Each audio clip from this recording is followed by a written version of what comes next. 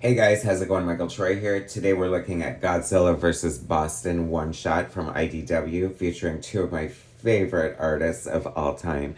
Cannot wait to share it with you. Check out that dope cover by Hayden Sherman. Subscribe to my channel if you haven't already. Hit that like button and let's get right into it. Godzilla comic books are kind of funny to me. I feel like they fall under the umbrella of um, like Star Wars comics because it's hard to make a comic book exciting when it's competing with a movie franchise like that's big and widescreen and all of that. So the only way to do it is to get top tier talent doing mind altering, experimental, crazy stories. And this one is so much fun. Godzilla versus Boston. I picked this up because Jesse Lonergan and Hayden Sherman have stories in here, and they're two of my favorite artists right now. So I was super excited about that. There's also a tale in here called The Great Gorilla Whale, written by Steve Orlando, illustrated by Matt Emmons, and lettered by Brian Kolek, and Make Way for Mothra, written and illustrated by Hannah Cha, lettered by Brian Kolek. Godzilla versus the lobster that attacked Boston. Of course, you're going to get a great title like that from Jesse Lonergan, cartoonist extraordinaire, and The Green Line, written and illustrated by Hayden Sherman, colors by Patricio Del Pecci, and lettered by Brian Kolek. Okay, so we have this opening story by Steve Orlando. I'm not familiar with the artist Matt Emmons. It feels sort of like the Quint telling the shark story in Jaws is the vibe that I was getting for it. Um, so I like this wasn't my favorite story, not the reason I picked up the book. The art is just okay, not really making me like want to seek out this artist or anything like that, but I don't know. Obviously they felt like it was strong enough to lead off the book, so it's here. Enjoyable nonetheless. And then you get to my man Jesse Lonergan's part, and it is drop dead, undeniably gorgeous, and undeniably Jesse Lonergan. I love so many things about this. It's so much thought and creativity, and like I said, if you're gonna do like a Godzilla strip, make it different, make it fun, make it exciting, and this has all of that. I love the hyper like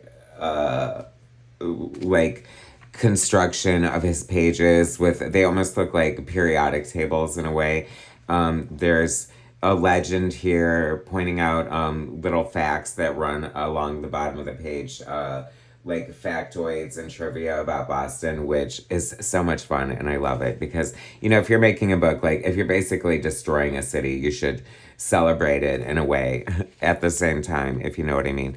So this is one of the things that made this a story special and dear to my heart is I feel like I remember seeing like having a highlight or not highlights, but there was like some weird like I don't know like fun kids magazine or something, and I was reading an article about the X-Men, and they were doing a comparison for mutants in nature, and they used the blue lobster as an example. So it blew me away at the time to see a picture of a blue lobster. It's so gorgeous. So it instantly took me back there when I'm reading this Jesse Lonergan blue lobster story. And he does put in the fact that there is so rare, like 1 in 2 million. And if they are caught, they're usually released back into the ocean. So this has been affected by, the larger commentary on Godzilla is what like radiation and all that, like I don't know from whatever era. I'm gonna say it wrong, so I just don't even want to say it at all. But I love how Jesse is so imaginative with his page layouts, so distinct, such a gorgeous style.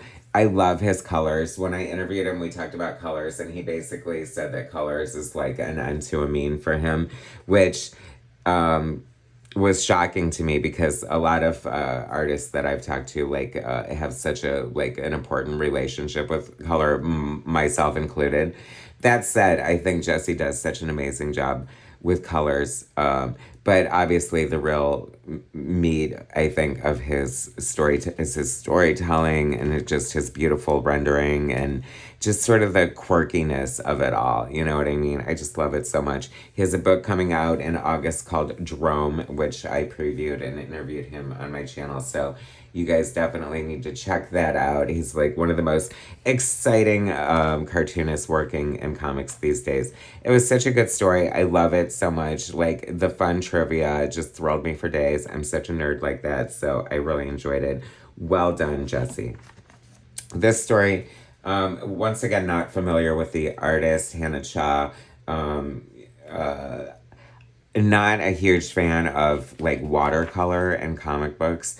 I I don't think I reviewed it, or maybe I did. I still have to review it. But Gene, is it what's his name, is doing like watercolors on Batman and Robin, the Jason Todd year one, and I just don't love it. Like they're just muted to me in a way, and they almost it looks like children's storybook, which isn't a bad thing because I appreciate all forms of art, but I've just never been a fan of it.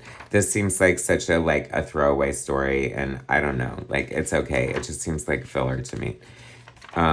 But and here another reason that I signed up for this $7 anthology. It is $7. That's a hefty price tag, but it's fully loaded. It's thick, so it's totally worth it.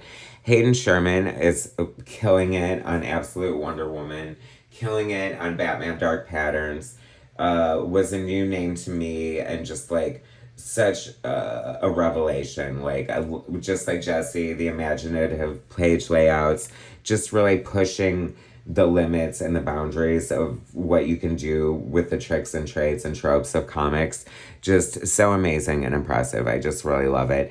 And it was also a thrill to get to read something that he had written himself for the first time. So I think that's always fun to see what, you know, a cartoonist is really made of when they're doing most of the chores themselves. I love it. I don't know why I never noticed before, but there is almost a Jeff Darrow quality to his art with the openness and just the delineated sort of minutia of detail with like it's densely detailed but open at the same time. There's not a lot of like hatching or anything like that. And great perspective, great city scenes and scapes like this, like so beautiful.